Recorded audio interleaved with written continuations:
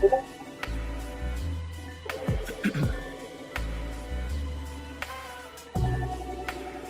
hello, hello. Internet people, trolls, troglodytes, thugs, gangsters, pookies, Ray-Rays, Kevins, Chads, Rebeccas, all the fine people that live on the interwebs. This is your boy, Steve, real name, no gimmicks, joined by my good friends on our very first inaugural episode of Dope Dynamics. You can go ahead and get the introductions off while we're still waiting for people to come in. So let's go ahead and do that, folks. All right, what's going on, y'all? My name's Cincy Star, part-time DJ, multimedia designer, thinker, weird, artistic guy. And I go by Jovi, aka Leilani, baby, nurse by day and content creator by night. That's right. Hi everybody, my name is Rebecca, aka Beck, aka the Pink Princess. What's that? And together we do make one hell of a dope dynamic. This is the inaugural beta episode, right? It's in beta mode right now, just like Green Room. We're trying it out. We'll see how this thing disintegrates. We'll spend most of the night for the listening audience catching the replay, dissing Berlin, because that's what we really came here to do, was take shots at beloved in the safety of our own homes. But let's just talk a little bit about what brought the show together. This is Cincy's brainchild, so I'll let this brother kick it off and explain what we're doing and why we're doing it. All right, so it's basically just a roundtable conversation amongst friends. This kind of all got started messing around in our little VIP Discord section. I thought we had great conversations and a lot of fun doing it, and I thought that it'd be real interesting if we just brought some structure to it and share with everybody else kind of our dynamic. I dig it. And if we want to go ahead and let's just get it kicking, let's just get it cracking. So we got some crazy topics tonight, right? Very all the way around, off the wall, on every part of the universe. I'm gonna open up my Discord here like a professional. Move it out of the way of my camera. And who wants to kick it off first with their topic? Who wants to go first? I'll run it. Go for it. All right. So my first topic is the situation that's going on with Brittney Griner. For those of you that don't know, she's a WNBA star. She also plays basketball for one of the Russian teams.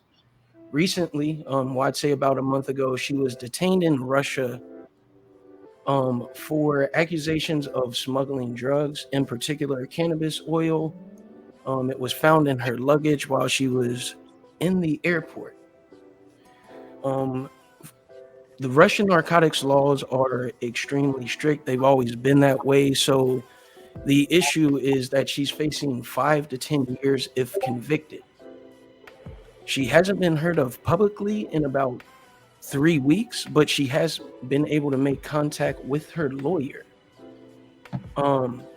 There's a lot of things swirling around this topic because many people fear with the climate in Russia right now that she's going to be used as a political pawn, essentially, and also because she's a high-profile, openly gay athlete. People feel that she may be being targeted for being a married part of that community. Russia also has very strict laws against that, so that's why they're feeling that way. There are petitioners and legislators that are asking America to do more to get her out of Russia, but it's becoming very difficult just because of the climate between the two countries right now. But what it really got me thinking was, considering that she's an American citizen, but she plays basketball basically half of the year in Russia, she should be aware of the laws that are going on there. If she did commit this crime,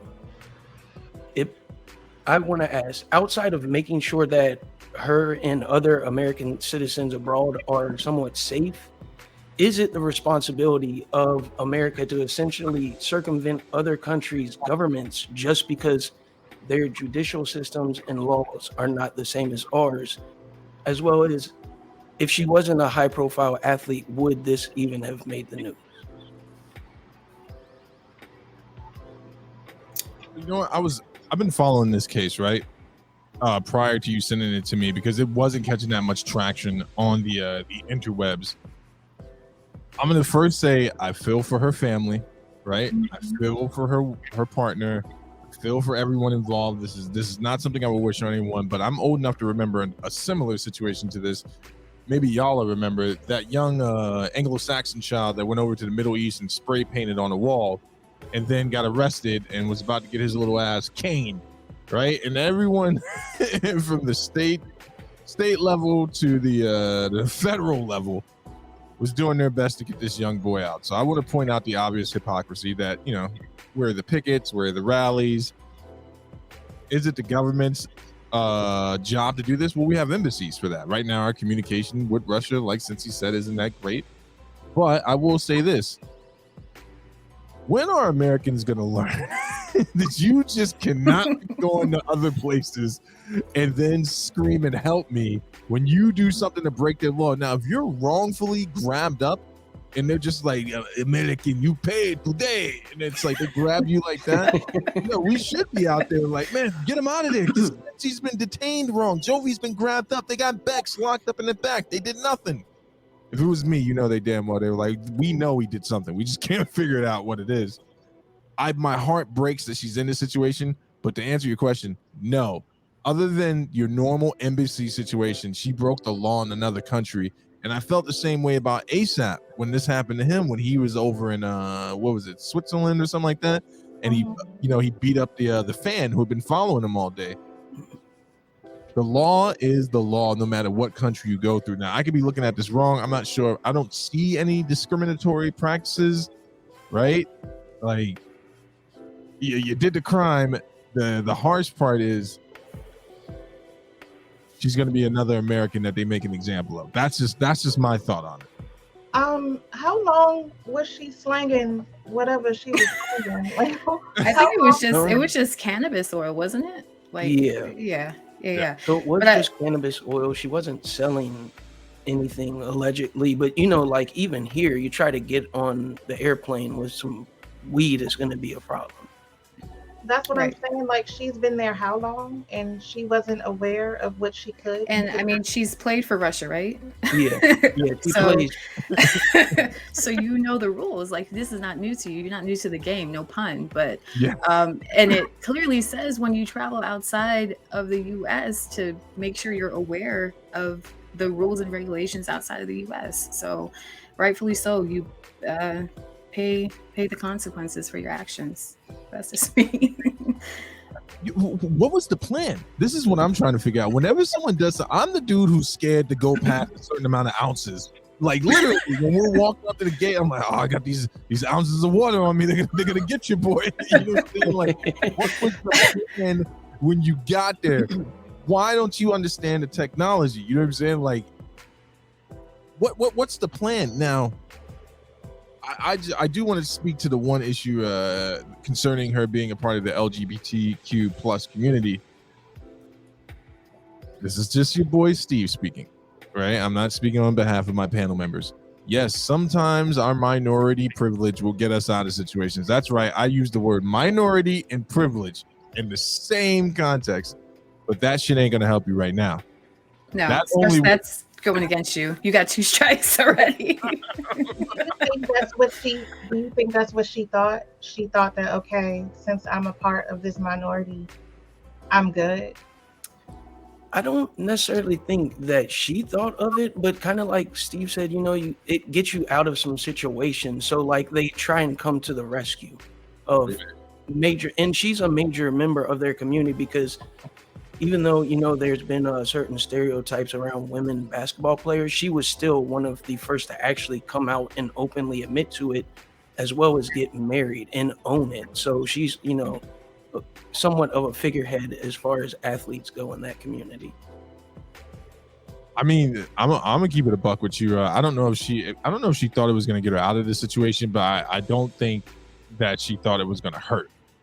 You know what I'm saying? Like when you're when you're experiencing consequences like that, and again, shout out to her family for what they're going through right now. I really do believe that this was just a bad move, son.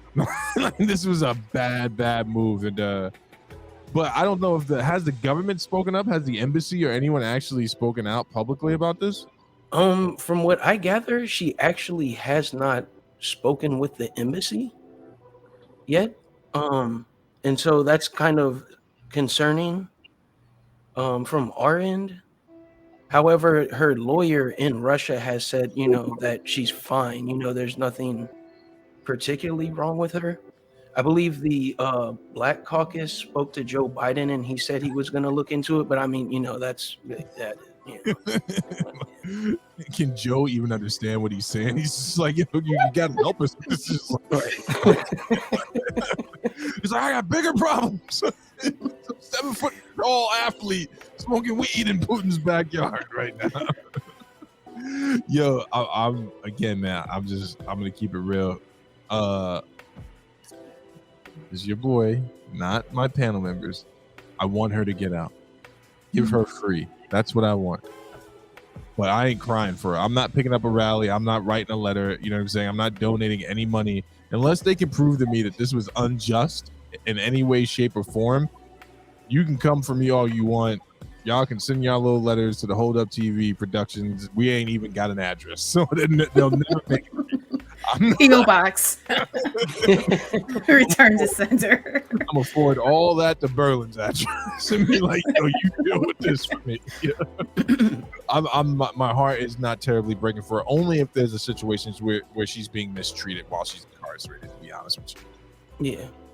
And it's like we said in the beginning, it's if you're just a visitor there, well, you should educate yourself before you go visit any other country. But the fact that you actively play basketball, which means you live there half of the time, right? You should have already been aware that was a bad idea in the first place, So I guess what they're saying is her best possible outcome right now is that if they drop it down to just a possession instead of a smuggling charge, she'll get fined and they'll deport her. Again, rich people. You know what I'm saying? Like, if that had been any one of y'all locked up in there, they're like, yeah, we ain't dropping nothing down, Miss Bex. You about to do all 70 years, right? Exactly. Damn, that's how much? That's a certain amount of I have to check my facts on this, but I'll say it anyway. A certain amount of weed in certain countries can get you the death penalty.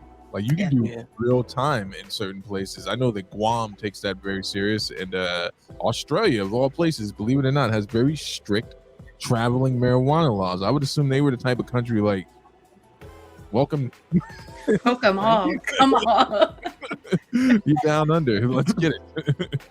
There's a lot of these countries that we visit a lot, or at least popular tourist attractions are like that, and just enjoy your time, like you gotta have weed to enjoy being in Australia. I mean, you just stay home for that.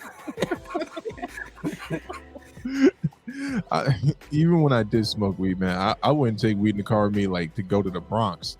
I'm like, nah, get it out of here. Get it all out. We'll pick it back up later. I'll pick you back up later. I'm not traveling with this shit in my car. So let me ask y'all this in regards to this subject, right? 2 women on the panel. Do you think that she should be extended any grace as a woman of America, considering that she's is there any special allowance that you think should be offered in this situation? Judging by your faces, it's like No, I don't think so. I mean, like you said, she's played in Russia for basketball, right? She knows the rules. I think it was a situation where she thought maybe she had some pull and they were just going to let it slide under the radar, but it backfired. So no. I'm gonna pray for her. I'm gonna pray for her for real, but I ain't gonna weep for her. You got anything else you want to say on this, Sensi? Make one semi-political stance. If you love basketball and you're not watching WNBA, you need to support it more because these women don't need to be traveling to other countries to be able to continue playing basketball. Like, and it is good basketball too. It's, you know, at least for people who like pure game, like tune in. It's worth it. Yeah, I'll speak on that, man. I got some views about the equal pay thing. It's a little different, case by case scenario, right? Like, so for the women's soccer team, they are 100% better than the men's soccer team. They have won more. They will probably continue to win more. Those women need to be paid adequately. When it comes to the WNBA, I know there are some solid players there. Definitely support them. But until one of them dunks, ain't nobody getting out of jail out of Russia. I'm telling you that right now. Well, the only one that can dunk is in jail in Russia. We need to get her out now. Then get her out. Oh, who wants to queue up next? And for the folks over on Twitch, thank you for coming through. I don't know what's going on with Green Room. There are people in here apparently. Hey, there's a whole room full of people in Green Room. I just needed to refresh. Let me give a shout out to Old Pony, Laney, Joni, Pokey, Kathy, Izzy, Shahid, Big Cat, and some panel members, Courtney and Fat Mantis. Welcome. I thought we were talking to an empty room. I was like, the people do not like us. They're not So, you know, pilot episode. We're still working out some kinks, but I think we got some great stuff going on in here right now. Who wants to go next with their topic? You want to go next, Jovi? I was gonna play off Steve's topic, but Okay. if you want to go, Bex, you can go. Okay, so I want to talk about the alternative, awkward, quirky Black girl. Okay. I basically just want to speak on how she may be like the saving grace that Black women need, and how she sets Black women free from negative stereotypes that we see in the media, and, you know, like roles defined by racism, slavery, and white supremacy. To start, I think I want to speak on like a few of the stereotypes that we see on our TV screens. We see a lot, but I've narrowed it down to like 3. You have the Mammy stereotype, you have the Jezebel stereotype, and you have the Sapphire stereotype. Just to give people like a visual description, one of the most famous examples of the Mammy stereotype is the character Mammy from Gone with the Wind. And I think a more current one would be Viola Davis, the character that she played in The Help. The Mammy character is that character that always like puts her needs aside for white families. Then you have the second stereotype, which is the Jezebel, who we see a lot. We see her in music videos. We see her in movies. She's, for example, like Pam Grier in Foxy Brown. She's over-sexualized. She's promiscuous. And the only power that she has is basically her body. And I believe that this stereotype is the reason why Black girls tend to be hypersexualized at a young age. Then we have the Sapphire stereotype, which I think is an extension of like the angry Black woman stereotype. For example, the show Everybody Hates Chris, like the mom on that show, she's loud, she's sassy, and you know, she basically like emasculates her husband. Yeah. So with that being said, I'm gonna give you like, I guess like a brief description of like what the alternative or awkward Black girl is. I think she's basically the rejection of the negative stereotypes that we see like within media about Black women. She isn't a one-dimensional being. I remember when we were conversating yesterday, Steve, in the interview, you had asked me what was it that made me me, or like what was it that made me like an awkward black girl? And I had said that it's not just one thing. Like as an awkward black girl, I'm a multi-dimensional being. Like uh a few of those things that kind of make me that is like I went to a predominantly white school. I lived in the suburbs. My music choice was rock music. I got asked questions like, why do you have a white girl name? Or why do you talk so white? um, and I can't really talk about the awkward black girl without bringing up Issa Rae. Like Issa Rae is like the face of the awkward black girl. She had a web series called The Misadventures of Awkward Black Girl, which led to her hit show Insecure. So she popularized the term awkward black girl. And one of the things that I love about Issa Rae is that she did a great job at portraying the awkward black adult female.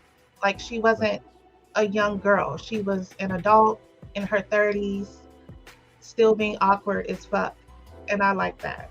I love that. But I don't know, at the same time, I'm kind of worried because awkwardness and quirkiness is often associated with whiteness. I kind of see colorism taking a hold of this trope. Like I kind of see the media only wanting to portray a certain type of black girl as alternative or awkward or quirky, which is why I think it's important for black writers. Black female writers are important. Black writers in general are important because the awkward black girl isn't a trope that was created by ignorant, racist white people. It was created by black women because we need to take control over our narrative, basically.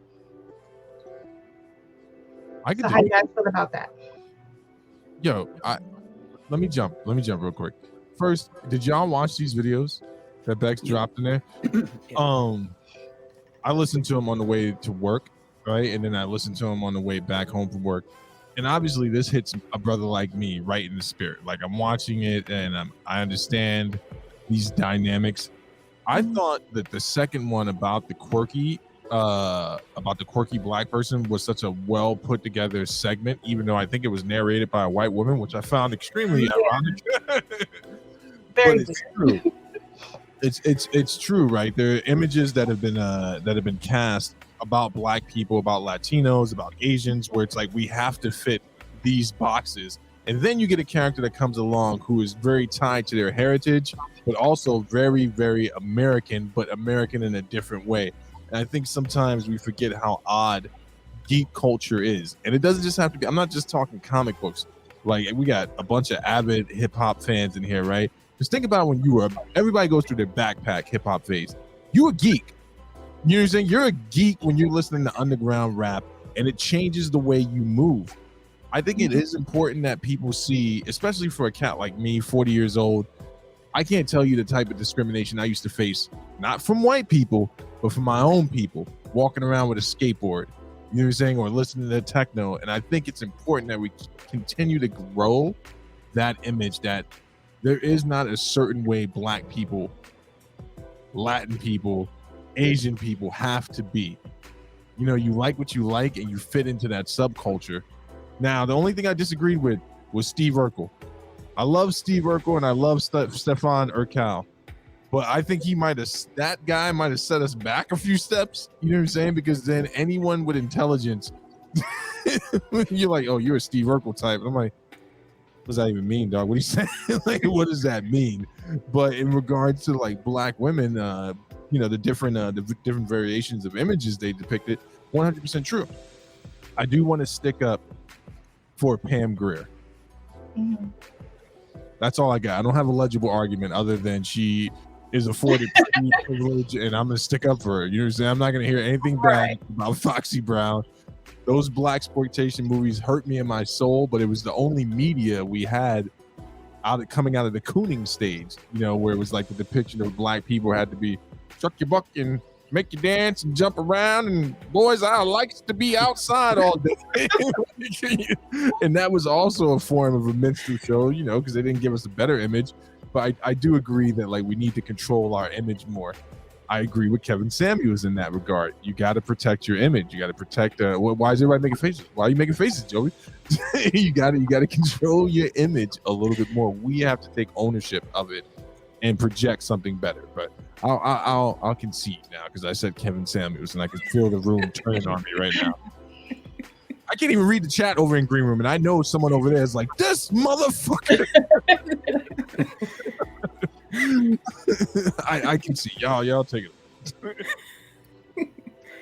Okay, so I think the biggest problem with those stereotypes being placed in the media as they were is that it gives none of the character context. Like, for example, the Sapphire portraying the angry black woman, that's the depth, that's all the depth of the character that they actually give her. So they don't go into explaining why she might be angry or why she's sassy or this and that, which then makes the stereotype negative, because that's all they're painting out that black woman to be, is just angry. They don't give her a story or reasoning. With the Jezebel, that's a tougher one, because I mean, those kind of movies, there was no, even in white movies, like those kind of characters don't have context, but that doesn't mean that it's not something that is a negative portrayal of, in particular, a black woman. But even if you look at the Mammy character, like, they don't explain how she got to that point. There's no conclusion. There's no story. What made her decide that's how she was going to act? And even if that's not, you know, what we want a black woman to be, like, let's at least give her some context of how she ended up there like that. Now with the other video, with the you know, the more quirky, different, alternative black woman, that's tough, because like we've all seen that, you know, progression in our lives from the 90s, like when they were saying Urkel, Carlton, yada yada yada, getting picked on in real life and in the shows because their blackness was in question. Mm-hmm. That's, you know, that's a problem that I think some people do face in real life by being an alternative. But when you look at the more modern shows, and you know, like you brought up Issa Rae, she has more freedom of her character, so she can be the alternative, quirky, different black girl and expand upon her character to be more than that. There might be scenes where she, you know, has more depth, where she questions, you know, white people instead of just being the token buffer for white people. Right. And I think that's the biggest difference between her content and some of the newer content than the old content, where they were literally just making them token suburban white guy that just happened to be a black dude. They weren't in charge, so like the reason why Issa can expand is because she's in charge of her own shit. So right. Yeah. No, but I feel that, because I don't know how true this is, right? You guys all saw Dave Chappelle's returns stand up, right? When he come back from being in isolation for Minnie and Moon, and he had talked about Bill Cosby and the ownership he took over that show. Now, he wasn't able to verify this, but he had heard this, that Bill Cosby had brought, I know I said Bill Cosby, but you know, I got to say his name or y'all wouldn't know who I'm talking about. He had brought on a clinical psychologist to help him work out any negative tropes or stereotypes that would be depicted on the show. Yeah. And now at this point, like, we can't backtrack, but moving forward, I would want to see more creators, more showrunners do something similar, right? So you can't work out the negative, right? If you're going to do something about the hood, you got to show the hood and all of its positives and negatives. but just take a little bit more ownership of a more balanced approach, if that makes sense. I think that would mean that somebody of color would have to be like in the building, like sitting in on those meetings and stuff, because I don't trust white people to think like that and to do that. I mean, that was the perfect. Well, wait, let me hear from Joey. Joey, what are your thoughts on it? I mean, I think everybody touched base on it. I'm probably going to digress a little bit from us talking about, I guess, more actors and actresses, but I'm a biracial child. So my dad is Black, my mom's Filipino. So I've always had this like Asian side. We have the Black side. When people look at me, they don't think I'm Black, right? So when I start talking about hip hop or things of Black, I guess, culture in a sense, they're like, well, how do you know about that? Well, I mean, I have experiences. I'm half Black. Just because I don't seem or have physical features. I mean, it was always a struggle for me because I had the Asian side where it's like, okay, pop, all these different things like that, and then you have like the Black side where there's cultures of like hip hop and things like that. I don't know. I'm digressing in that, but I'll let you all speak on that. No. That's a powerful experience to have. What I mean, from your vantage point, Joey, what is it?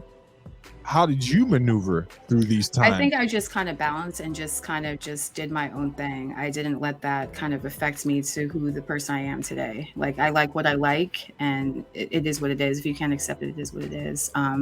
But it's just very interesting to have that, try to balance that out, and not have, I guess, just a stereotypical perspective from people just by your appearance, I guess, in a sense. I don't know if I'm making sense, but no, that makes perfect sense, and I understand where you're coming from, Bex, where there has to be like a Black person in the room. But here's my thing. In this time, right, 2022, it has never been easier to apply pressure, even if there aren't any Black showrunners on there. You say one negative thing, someone's tweeting back at you like, whoa. Don't come down here rallying. You know what I'm saying? Like, don't come down where you want more Black representation. We got you. When I was looking at the subjects, man, but it's not just the white showrunners, right? I'm gonna take a shot at Black entertainment television right now. BET has single-handedly pushed narratives about us, by us, for us for so many years, and I'm gonna need people to stop trying to erase that history, right? You know what I'm saying? Like, we need to deal with that. Like, I love John Singleton as much as the next man, but John Singleton wasn't giving us a fair, balanced approach on what it was like growing up in the community. You know what I'm saying? Like, he wasn't presenting it as it was. He found a niche.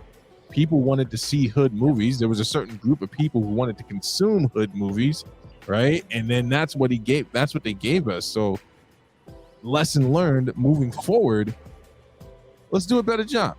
You know what I'm saying? Like, I'm not mad at everybody hates Chris, right? I'm not even mad at the mom, that depiction of the mom, because at that time, she was the only present parent in the house. That's what I always took from that show. The dad was always off. You remember the episode they did where he worked like a 48-hour workday in 24 hours or something crazy like that?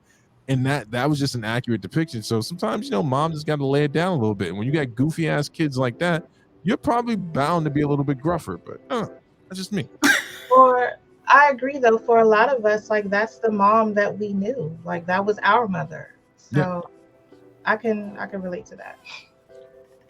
It's exactly our mother. Bex and I grew up in the same house. We actually just did a DNA test and it came back positive. Congratulations, you are the sister. But I want to ask you guys in regards to like the dynamics, right? The roles that have been assigned for minorities. Because when I was looking at the video, you think we're moving further away now? Like, have we made progress, or where would you guys say we're at now?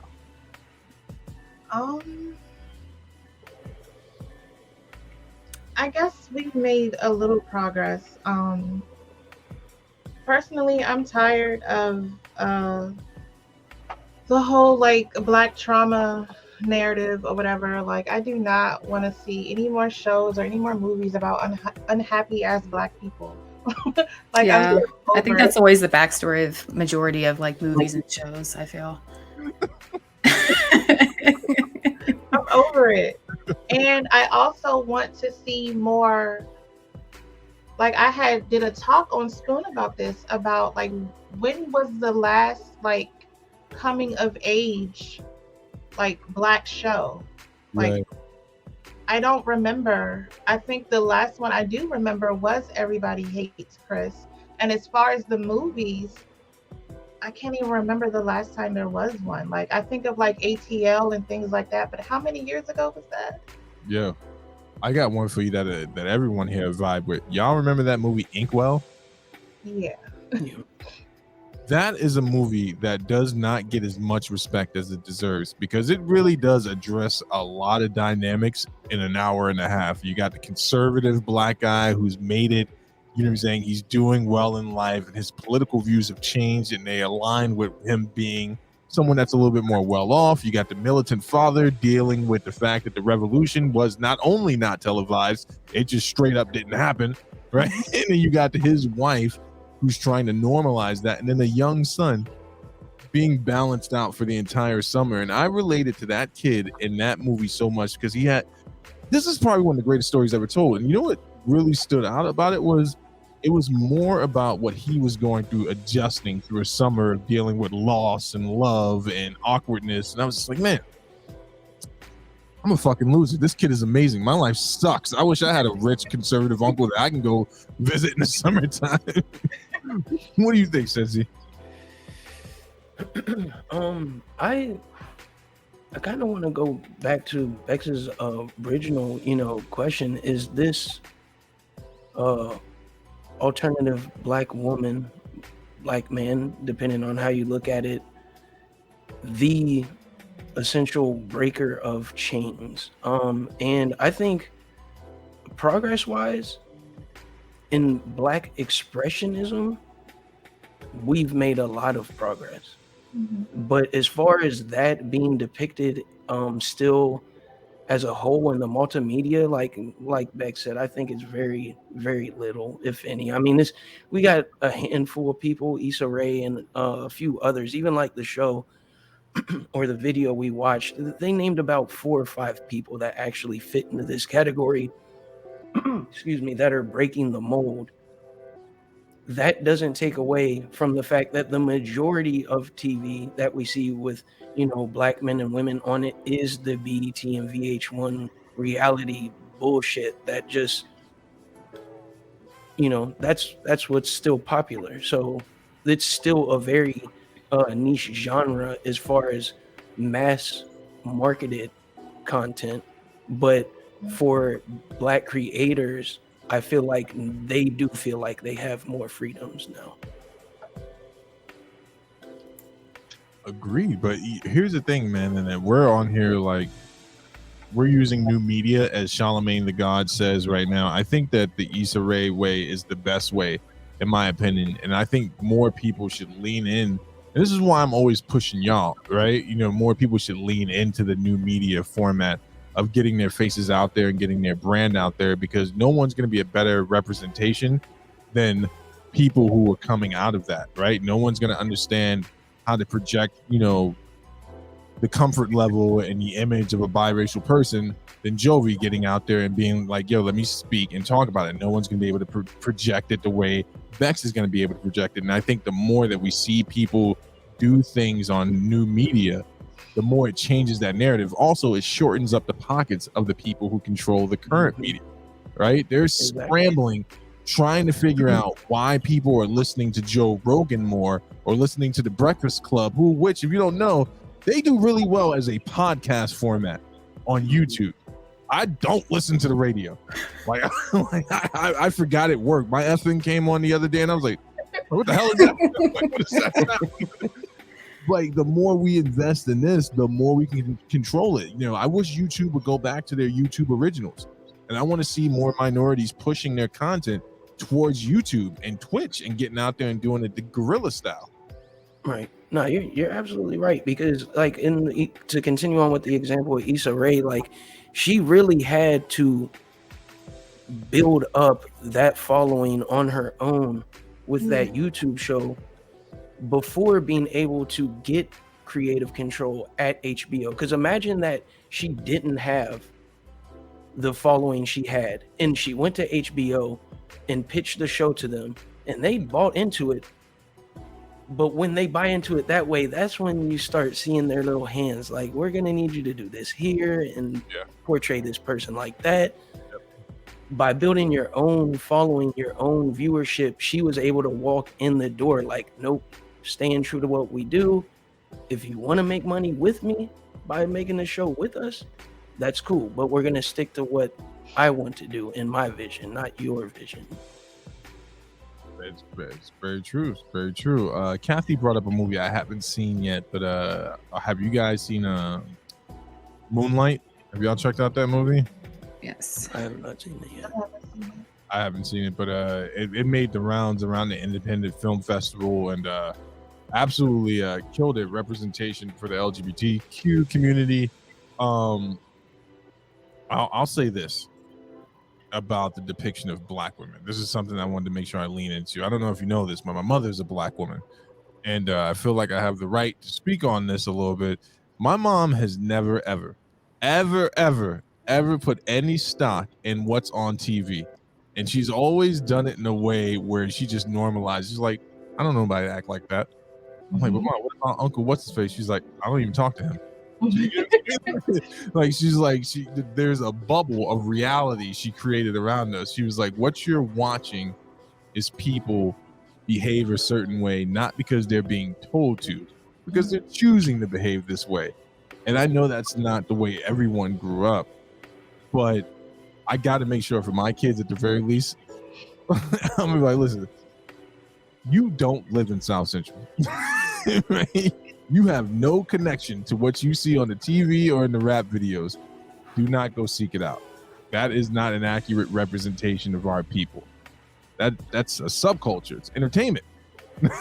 Like, you go ahead, grab a skateboard, read your comics, do whatever it is that makes you free. Don't buy into the bullshit. You know, if Bex wants to wear a pink princess dress and wants to do that on YouTube, that's what we need to be supporting. Period. Joey, let me ask you this question, right? For you, though, as someone of mixed race, let's just focus on like in the Filipino side, like you're the Asian, like in the Asian connection there.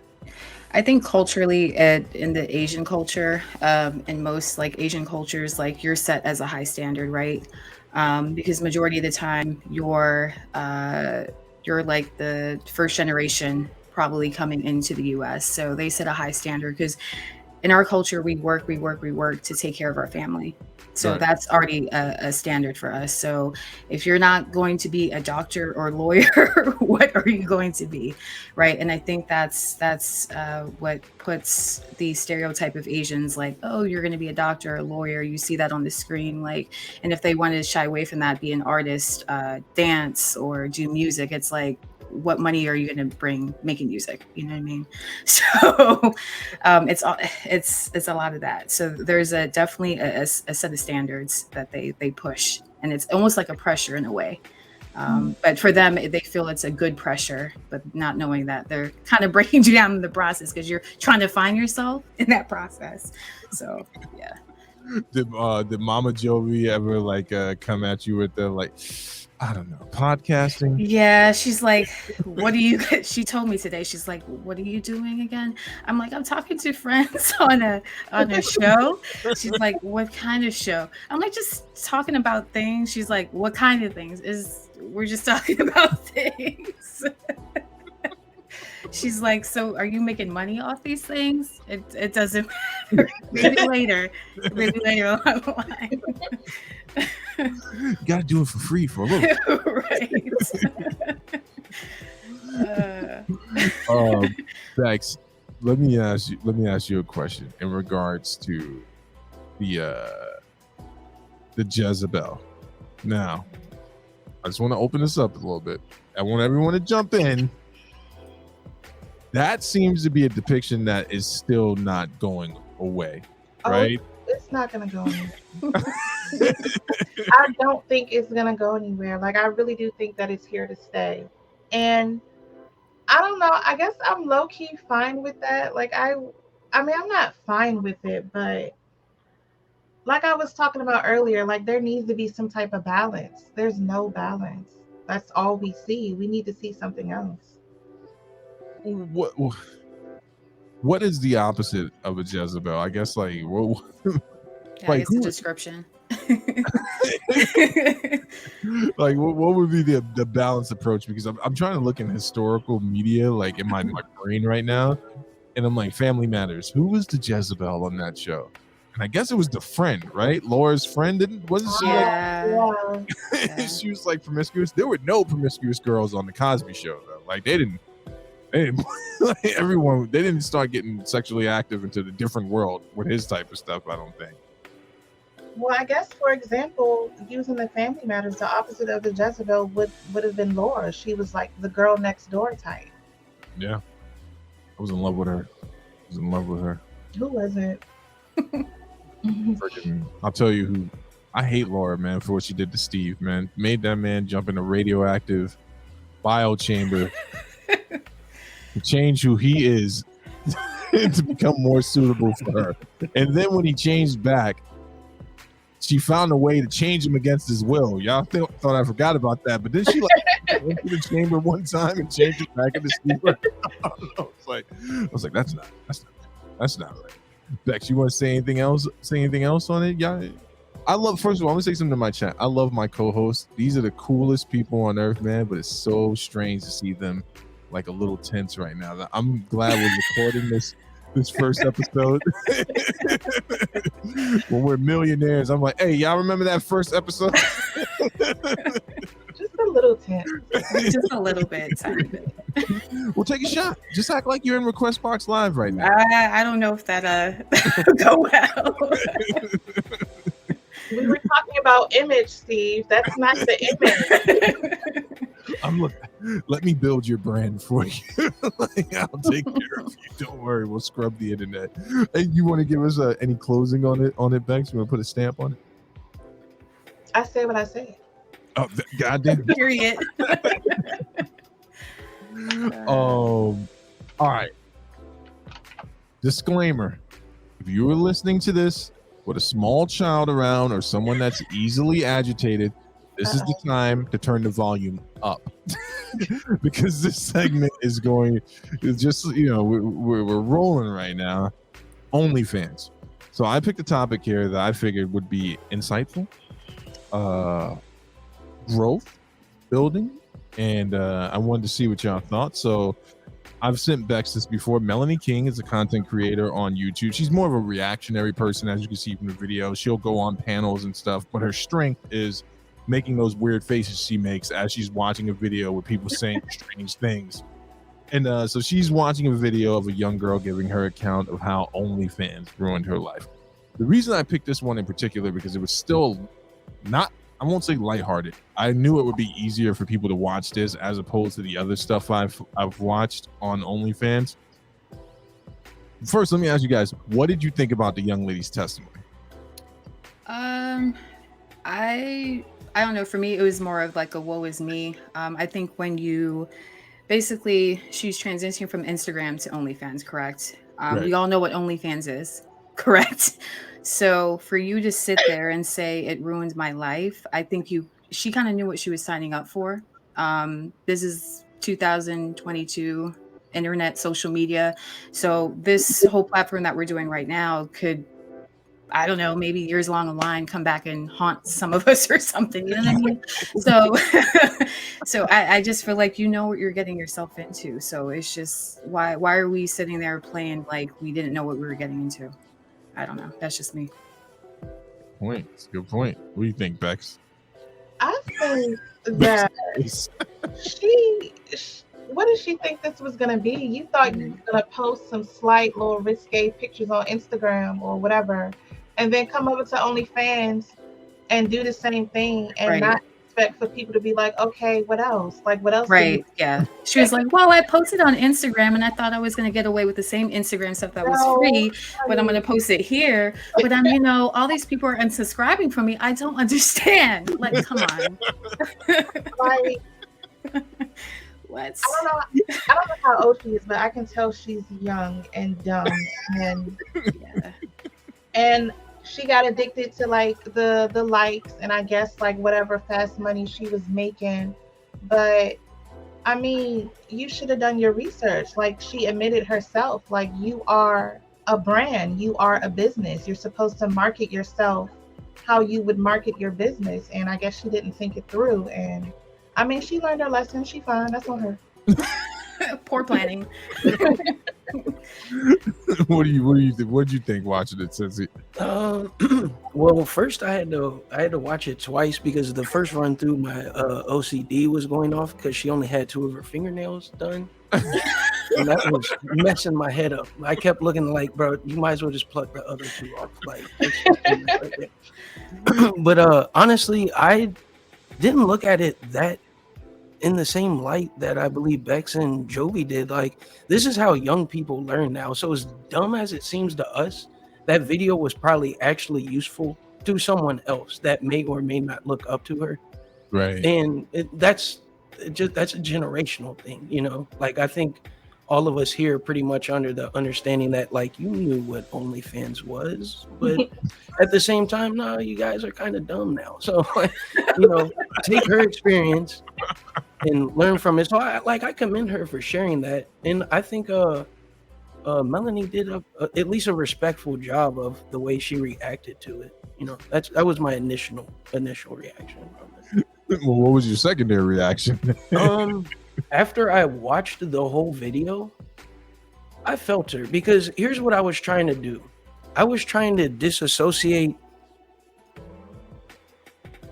what she was saying and OnlyFans. So I was like applying what she said to, for example, another shitty job. Mm-hmm. And so as much as we can talk shit about it being OnlyFans and you knew what you were getting into, you also know what you're getting into when you take that crappy restaurant job or when you work 70 hours at the hospital and it drives you crazy. Because both of those situations, you can get stuck in the money in jobs that you don't like and feel like you can't leave it because you've already adapted your lifestyle to it.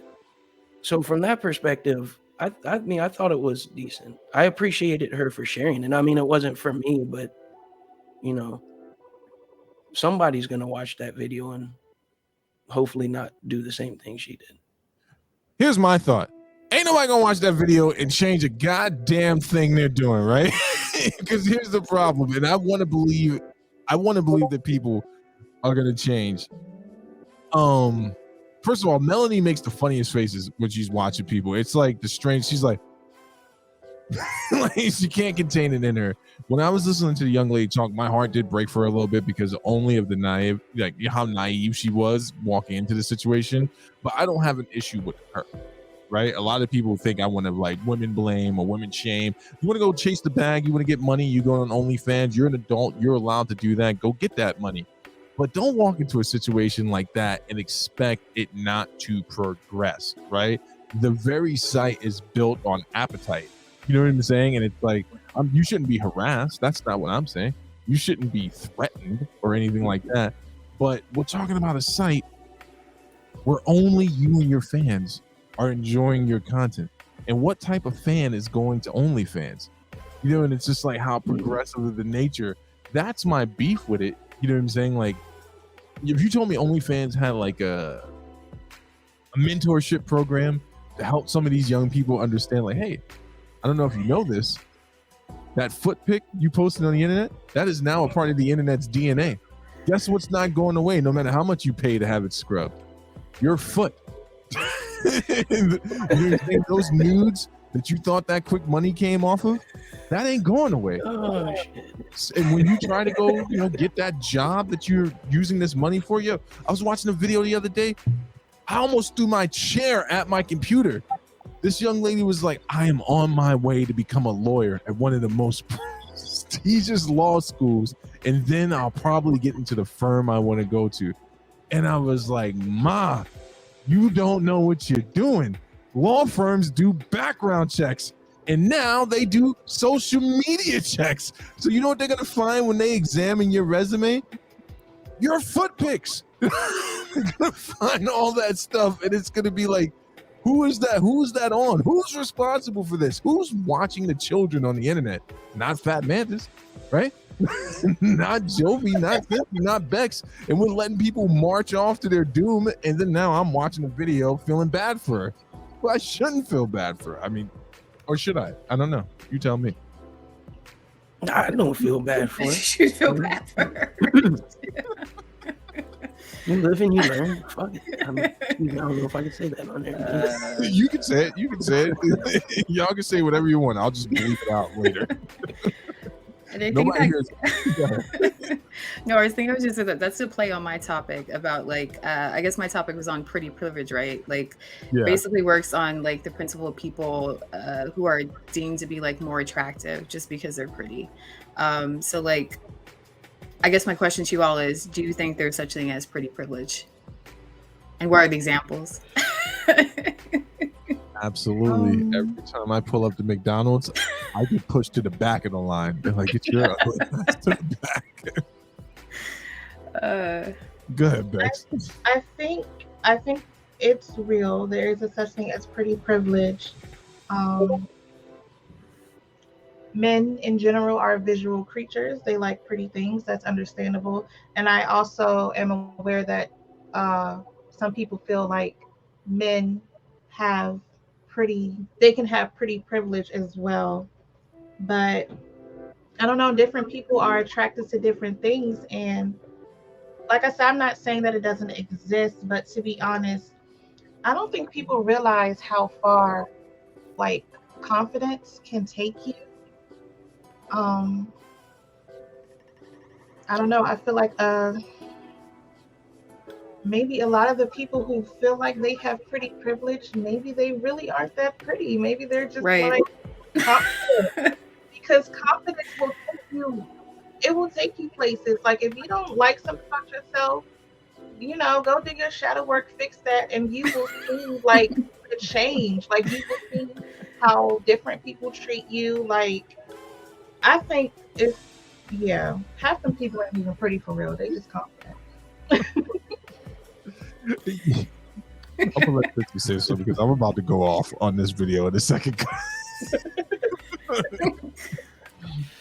It couldn't be me. I'm not paying nobody free to live in my house. I'm just keep it real. Like that's some wild shit to do right there.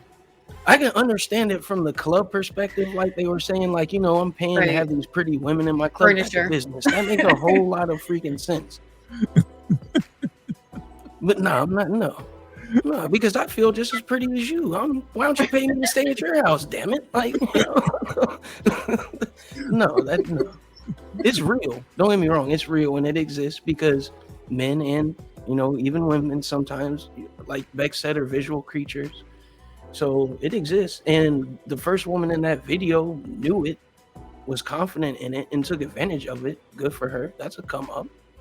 But yeah, I mean, you gotta be a real sad man to do some shit like that. Yo, you know what I was thinking this whole time I watched this video after watching the OnlyFans one?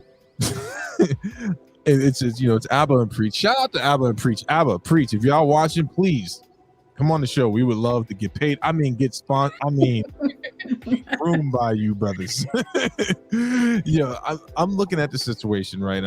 I know for a fact that pretty privilege does exist, right? It has existed since the beginning of recorded history. Ever since there was someone that was willing to look at someone else that was appeasing to their eyes, they were like, you know what? Get from the back of the line, come up to the front. Cavemen did it. Julius Caesar did it. Everyone does it. What's wild about this is there is some spectrum that people start to believe that they deserve to be treated differently because of their looks, right? And I'm the type of dude that wants to show you that I'm not that hard up. Your ass can wait to get in the fucking club. When I used to do bouncer work in LA and I would see those two girls in the back and they're just like, they do this thing when they look to try to like, so I would do this thing where I like move further away. Like, you know what I'm saying? Like, but it's madness, right? Why are we paying these women to live rent free in the house? I'm not gonna knock their hustle. Cool, y'all living in the hills, but again, the expectation. Not everyone's going to want to just sit on the furniture. Some people are going to want to take the furniture home with them, right? And I'm not saying you are obliged to do anything. You don't like. There's some rich billionaire paying for this house. You don't think he's going to show up one night and be like, you in the red. Let's go. I'm convinced that it was like some cameras in the house or something because I don't know. Yeah. No way. Like you're just there looking pretty and that nothing else is going on. I don't know. Like the expectation goes crazy both ways. What does the pretty person expect? What does the homely person that's paying for all this expect? And why was that one girl in the video? You know who I'm talking about. The one that sent the she's like, don't react to me. It's pretty enough to go grab that young lady and be like, yo, ma. She had confidence. Yeah. It's an example of confidence. Listen, there's confidence and then there's being diluted. It's being diluted. You know what I'm saying? She was beautiful on the inside. All right. I'm sure. You know what I'm saying? Like, that's all good. It's all good over there. This is what I'm just saying. And I'm not just gonna rag on the women. Like, I agree with that. There's some dudes that enjoy handsome privilege, I guess, if that's the term we're gonna use. But even those old school gigolos, look what most of these motherfuckers are on now. You know what I'm saying? Like, look at how their life is now. I'm like, bro, you know you're gonna get old, right? You have no discernible skills, right? You know what I'm saying? You have to bag a Lonnie Love or someone who's willing to put up with you and take care of you the rest of your life. Ain't no decent ass woman gonna put up with your broke ass looking good sitting on. That's why I think women have a better understanding of it. It's like, yeah, you look good and you look good for tonight. If you don't look good for 3, 7, 8 months, you know, cougars are a dying breed. They are. They're going extinct. They're going the way of the dodo. You know what I'm saying? This is sexism in America. The pretty motherfucker, he ain't getting taken care of like a pretty woman. You may be right. These are facts. You know why you two ladies are laughing? Because you both just in your heads thought about you were like, how soon would I kick a good looking fool out my house? That's why you're laughing like that. It's so how long would it be till y'all kick him out? Oh, he's gone the first Monday. Like, right. You can leave, sir. That's it. Thank you. Bye. Okay. How about you? Is there any circumstance where you might keep him there for more than 1 or 2 days? I mean, not really, because I feel like that's dragging it on, and then at that point, people get caught up.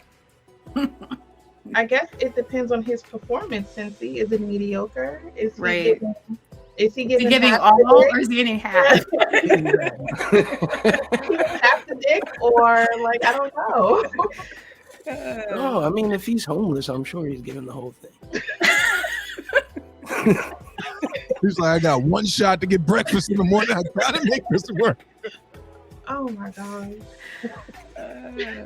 Now let me ask y'all a question. Do you think it's wrong for ABBA and Preach, or for people to report on pretty privilege? Right? Do you think it's like?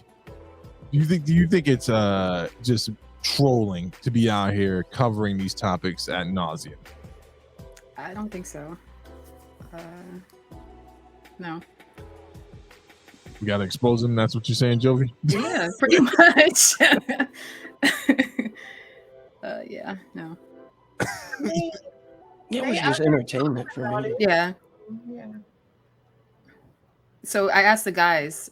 So how long do you hang out with a lady till you give her the boot just because she has pretty privilege? This has been another great episode. I could.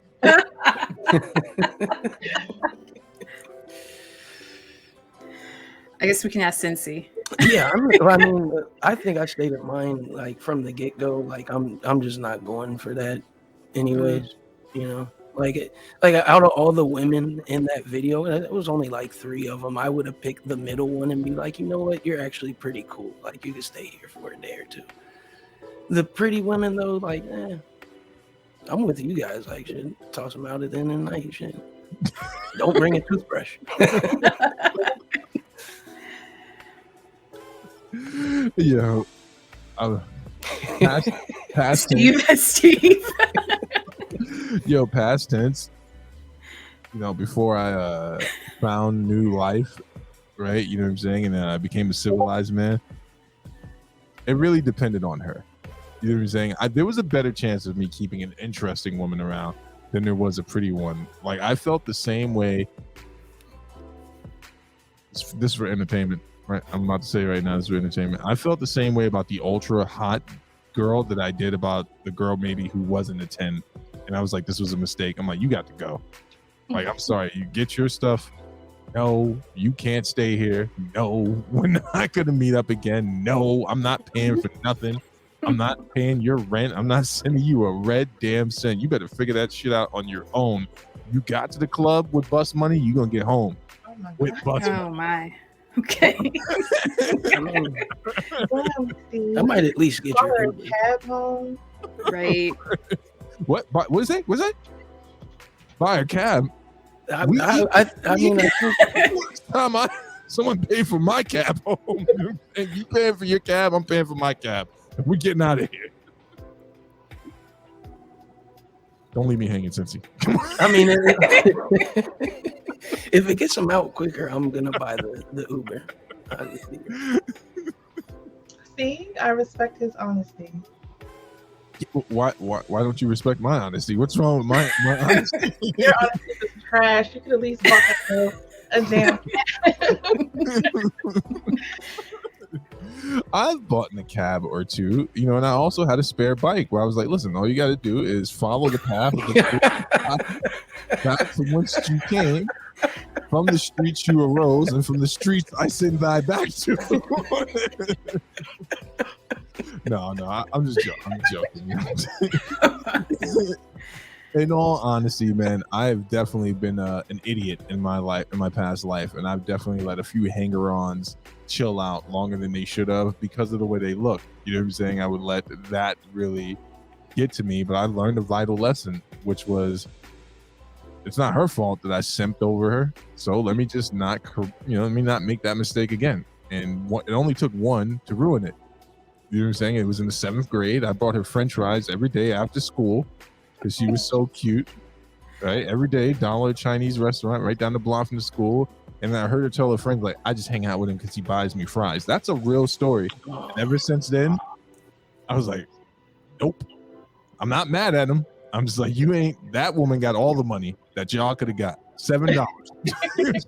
I'm not giving up another cent. I paid for classiness, not trashiness. Amen. You ain't buying no one a cab home, Jovi. Come on, No. Just goodbye. Bex, you would literally throw a punch at a man as hey, by the way, baby, you think I'd get a little cab money? Especially if he was trash. Oh no. Let me pose this question to the woman. So for all these pretty boy Instagram models, right? You're both hardworking women, you know, in your career.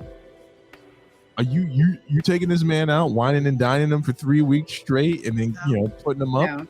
No. See, that's 3 weeks. 3 weeks is a long time. Apparently, there's a mansion in LA that.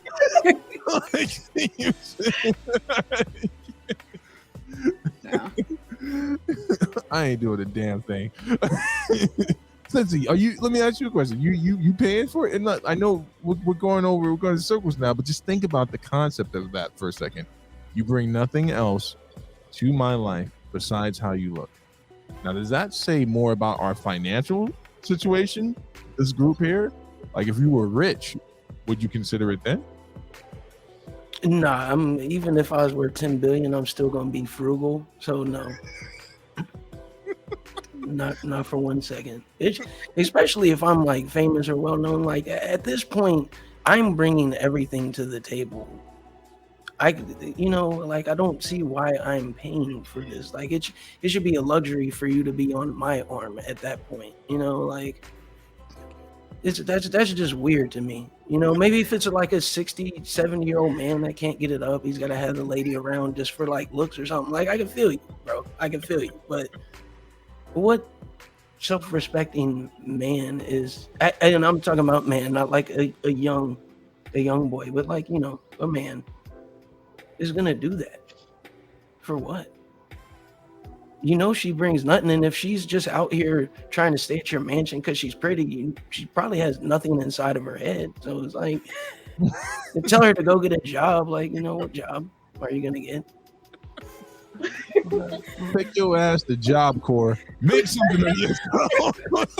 Get out that goddamn mansion and go live your life. Oh my god. Yo, so I thought you know your boy's always looking for curveballs, so I thought it'd be fun before we close out the show, this inaugural episode, to bring up a few people into the video.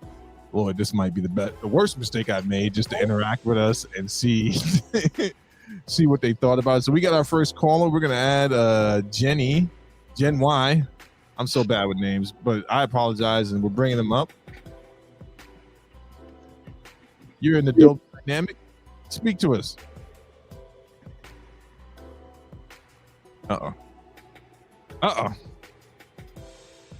Jen, you gotta turn your mic off. Next. All right, Jen. When you turn your let me see. Is this? No, I don't have you mute. All right. Nope. All right, Jen. It was a pleasure having you. I'm gonna leave you in the green room so you can come back if you get your mic working. I won't remove you completely. Well, that was the first attempt. That didn't go well. I want to say one more thing about the pretty privilege, but it's towards the women. When you two come home from work, right, after working a hard day, dealing with all the things that you deal with as independent women in this chauvinistic world, all these lame ass motherfuckers trying to throw their phone number at you, trying to get with you, and you finally drink your tea and you go to sleep at night, lay your head down after a great night of a booty popping shaking Friday night listening to Cincy. I want you to be haunted, completely nagged by the fact that in the motherfucking Hollywood Hills, there's 86 bums living in a house with each other, and they can invite anyone they want to live with them based off of the way they look. Does it torture you? It makes me upset because if I'm getting invited to that house, give me a few weeks. That's about to be my house for real. Right. I'm just saying. Yo, did you guys have fun this week? I know we're just getting used to talking to each other on there. I mean, I'm always used to talking to Cincy, right? Like, but how's everybody else doing? Did you have fun tonight? It's good. Yeah. Was it good? Yeah? All right. Well, folks, I'm going to go ahead and bring this to an end.